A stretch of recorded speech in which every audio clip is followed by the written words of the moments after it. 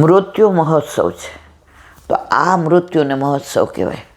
આપણી પાછળ રોકકળ કરવાવાળાને ઓલા વિષ્ણુદૂતોને ગભરામણ થાય કે આ શું રોકકળ કરે છે. જવાનો સમય આવ્યો, જવાના જવાના રે, થવાના રવાના એ તો જવાના જવાન. વૈદ કે ડોક્ટર કામ નહીં આવે, ઘરમાં પડા રહેશે બાટલા દવાના રે, બાટલા દવાના. જવાનો સમય આવ્યો, જવાના જવાના. તો આ મૃત્યુ મહોત્સવ છે. મારા ને તમારામાં તો કેવું, પાછળ કોઈ હતું નહીં, રોકકળ નહીં ને કશું જ નહીં. ગાય હતી ઘરે, ગાય એ લખેલું હતું કે ગાયે અહીંયા પધરાવવાની એમ. તો આ મૃત્યુ મહોત્સવ છે. એટલે જીજીએ કીધું કે મૃત્યુથી ડરો નહીં, મૃત્યુ સનાતન સત્ય છે. તમે આવો ત્યારે લોકો હસતા હોય અને તમે રડતા હો. તમે દુનિયામાં આવો ત્યારે લોકો હસતા હોય, તમે રડતા હો. એવું જીવીને જાઓ કે જાઓ ત્યારે લોકો રડતા હોય અને તમે હસતા હસતા જાઓ. તું આયે તબ જગ હસે और रोए आप, तुम आए तब जग हंसे रोए आप, करने ऐसे कीजिए, करने ऐसे कीजिए, जाओ तब तुम हंस रोवे जग, तुम हंसो रोवे जग. આવું જીવીએ કે આપણે જઈએ. સગાવાલાની વાત નથી કરતી, પણ અજાણાને આંખમાં પાણી આવી જાય. ઈલાબેન ગયા બસ, અને જે એમને અંદર દુઃખ થાય, તો એવું જીવીને જઈએ કે આપણે હસતા હસતા જઈએ અને લોકો રડે. આપણે વાત કરતા હતા કબીરજીને, એટલે સંત મહાત્માએ પૂછ્યું, કબીર સાहब आप क्यों यूँ विह्वल हो रहे हो, क्या बात है, श्रीअंग में कोई क्या ज़्यादा तकलीफ है. कबीर साहिबे जवाब सरस आप्यो, संत महात्मा कोई तकलीफ नहीं है, मैं बिल्कुल स्वस्थ हूँ, लेकिन मेरे को मालूम हो गया है अब आज मेरे को जानो है, વાકે લીએ રો. એટલે સંત મહાત્મા કે આ એક બાજુ કહે છે કે મૃત્યુ નિશ્ચિત છે, જવાનો સમય હોય તો જવું પડે, આવ્યા એ જવાના જ છે,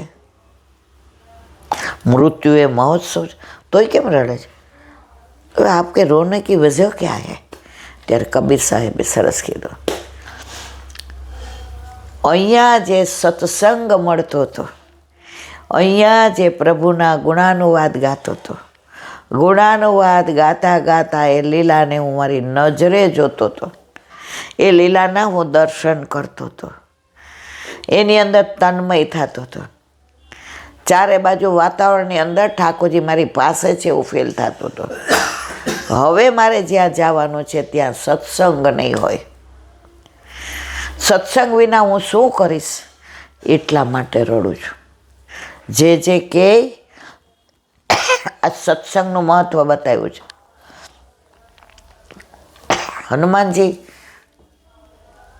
બધાને સાકેત ધામમાં લઈ જતા હતા, રામચંદ્રજી બધાને બેસાડ્યા, છેલ્લે પોતે રહ્યા.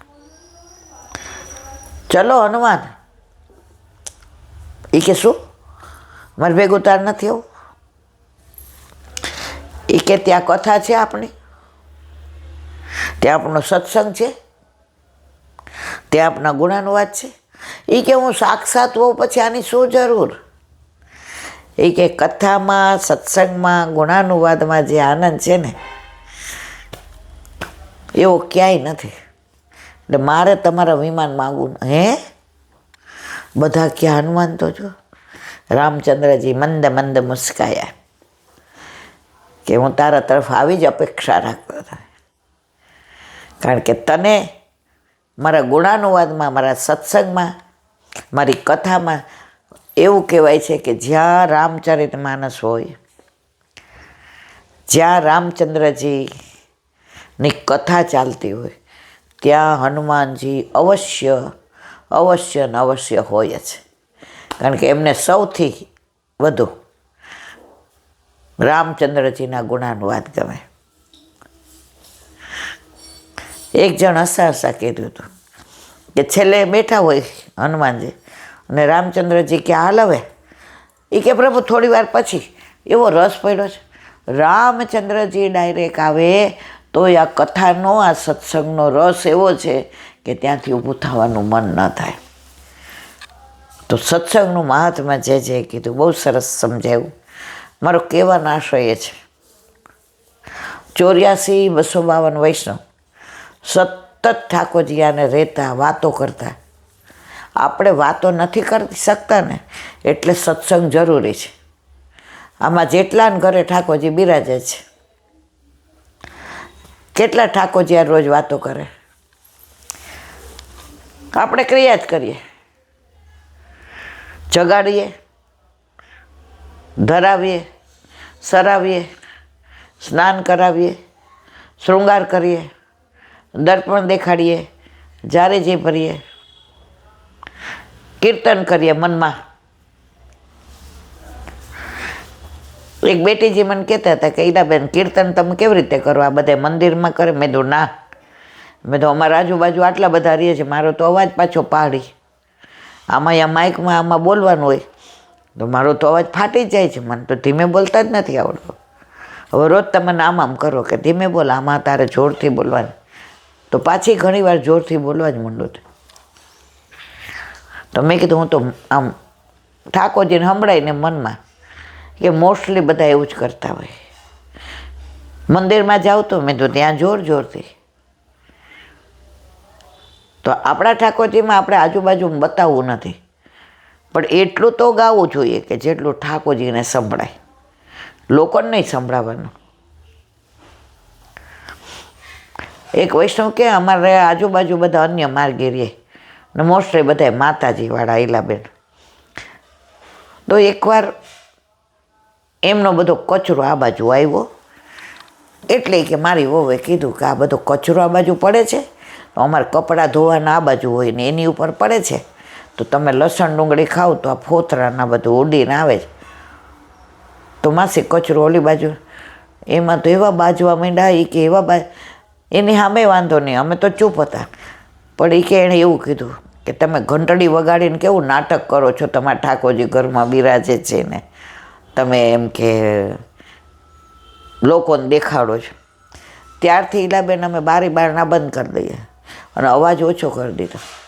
પ્રગટ કરે રસાય, જે કહેવો એ અમને કહો ને, અમારા ઠાકોરજીને શું કામ કહો છે? પણ લોકોને તો અત્યારે જે ભક્તિને ગાળો દેવાનો આનંદ આવે છે ને, મજા આવે છે ને, એ લૌકિકમાં નથી ગમતું.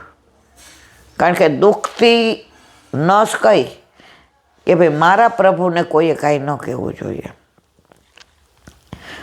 તો કબીર સાહેબે જ્યારે આ વાત કરી ત્યારે સંત મહાત્માએ દંડવત કર્યા કે તમારી ભક્તિને, તમારા ભાવને, તમારી દ્રષ્ટિને વંદન કરીએ છીએ. લોકો તો બહાર ઊભા કેટલી જાતની, જો ગામના મોઢે ગયણા ન બંધાય. કુછ તો લોગ કહેંગે, લોગો કા કામ હે કહેના. શરૂઆતમાં આ યુટ્યુબમાં સત્સંગ ચાલુ કર્યો ને તો લોકો આમે બોલતા હતા ને આમે બોલતા હતા. ફોન કરીને કે તમે આમ કેમ બોલ્યું, તમારા આ શબ્દ ખોટો હતો. મને તો મનમાં, હું તમને કહું ને પણ મનમાં એમ કહું કે આપણે બંધ કરવું કે ચાલુ કરવું. પણ વલ્લભે એવું જતાવી દીધું, તારું કાર્ય કર્મણી એ વસ્તે અધિકાર માં ફલે શું કદા કદા. તમે જ્યારે સારું કાર્ય કરો ત્યારે આવા બધા વમાડો તો આવવાના જ છે. ડર ગયા સો મર ગયા. હવે સારું છે, હવે કોઈ એવા ફોન નથી કરતું. શરૂઆતમાં 2-4 મહિના, હીલાબેન તમે અહીંયા આવી રીતે બોલ્યા હતા, હા નહીં બોલો, આમ નહીં કહેવાનું. એકવાર એક બેનનો કલકત્તાથી ફોન આવ્યો, તમે આજે શ્રી ગુસાઈજી પરમદયાળ કી જય નહોતા બોલ્યા. તો મેં તો હું શું બોલી હતી? ગુસાઈજી પરમદયાળ કી જય. ચાલે શ્રી બોલ્યા વિના આવો સત્સંગ કરે? હજી તમારે વાર છે બધી. પેલા બધું છે ને જાણો, વાંચો, સમજો અને પછી બહાર આવો તો સારું. પછી મેં ઓલો વિડીયો જોયો, તમને કીધું તો એમાં શ્રી હતું, પણ આના હજી આપણને એટલું આવડતું ન હોય તો થોડું દબાયેલું હતું. બાકી શ્રી ગુસાઈજી પરમ દયાળ કી જે જ બોલે.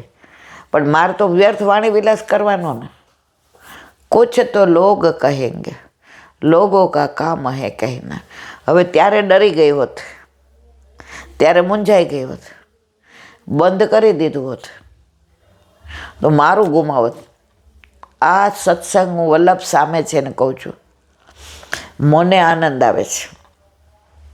મને વલ્લભના ગુણાનુવાદ, ઠાકોરજીના, વિરજાના, વૈષ્ણવના, વલ્લભના, વિઠ્ઠલના, વ્રજના, વ્રજભૂમિના જે થાય છે ને, હું પ્રફુલ્લિત થાઉં છું. મને 24 કલાકનો ઓક્સિજન મળી જાય છે. ઘણીવાર બહાર બેઠા હોય અને લૌકિક વાતો કરતા હોય ને તો એમ થાય કે અરે આનું શું મહત્વ છે, આ તો થોક ઉડાડવાનો છે. કારણ કે આ બોલવાનો કોઈ મતલબ જ નથી. અને જ્યારે અહીંયા બોલતા હોઈએ ત્યારે જાણે ઠાકોરજી વ્રજમાં એ બધી લીલા કરતા હોય, એ લીલાની અંદર આપણે ડૂબી જઈએ છીએ, ગરખાવ થઈ જાય છે. ગુલાબજાંબુ માવો એટલો સરસ હોય, ગાયના દૂધનો હોય, સરસ ચોખ્ખા ઘીમાં તળ્યા હોય, પણ તમે એને રસમાં ન બોળો, ચાસણીમાં, ત્યાં સુધી ઠાકોરજીને ધરાવાય. તો સત્સંગ છે ને રસ છે મારા વાલા. એમાંય વ્રજની વાતો હોય, આવા વૈષ્ણવના પ્રસંગો હોય, એ જ્યાં સુધી વાગોળીએ નહીં ને.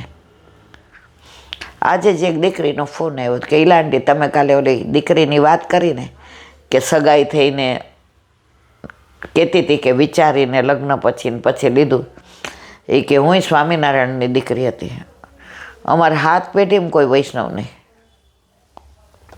અને અહીંયા આવીને બ્રહ્મ સંબંધ લીધું.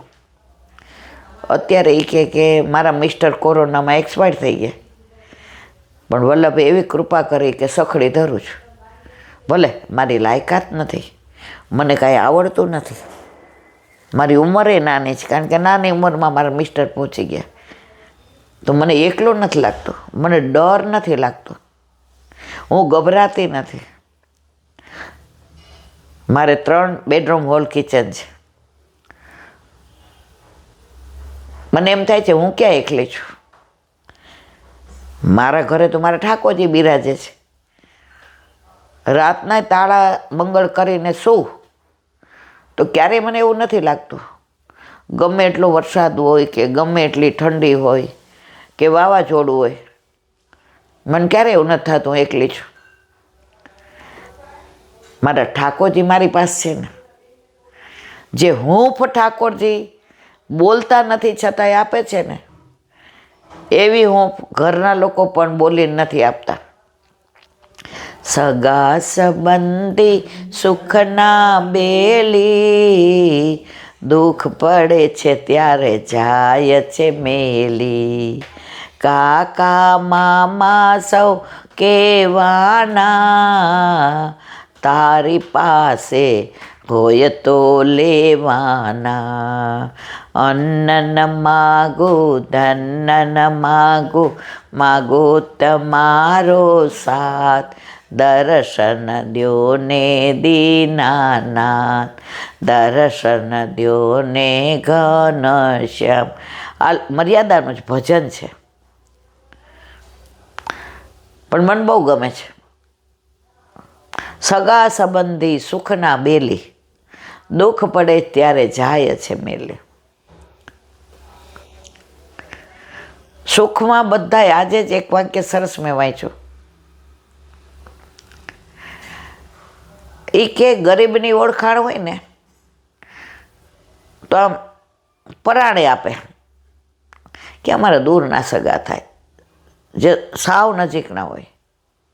અને પૈસાવાળા તમે થાવ ને તો તમારી ઓળખાણ દૂરના હોય ને તો એવી આપે કે અમારે હાવ નજીકના જ. હવે તમે સમજી લો કે તમારી વેલ્યુ છે કે તમારા સ્ટેટસ ને માન ને મર્તબો ને પૈસાની વેલ્યુ છે. આ બધું સમજીએ છીએ, છતાં આમ આપણી પાસે પૈસો હોય, સ્ટેટસ હોય, માન, બધા વખાણ કરે ને ત્યાં રાજી થાય. સુખમાં છકી ન જવું અને દુઃખમાં દુઃખી ના થવું. સ્થિત પ્રજ્ઞ, બધા તબક્કાને જો તમે સહન કરી લ્યો. બોલીએ છીએ ખરા પણ થતા નથી. ઘડી ઘડી હર્ટ થઈ જાય છે. ઠાકોરજીને બહુ દુઃખ થાય કે મારે લીલા શું કામ ખંડિત કરે છે? હું તને કેટલું બધું વહાલ કરું છું, પ્રેમ કરું છું, સ્નેહ કરું છું. અમસરખી તો અનેક દાસી, પ્રભુ તમારી પાસે, એ મંદિરમાં. પણ તારા ઘરે તારા માથે બિરાજતો તો હું એકનો એક જ, અને મારા માટે તું એકલી, તું જ મારી માં છે, તું જ મારી યશોદામાં છે. શું કામ દુઃખી થાય છે? તને મારા પર વિશ્વાસ નથી?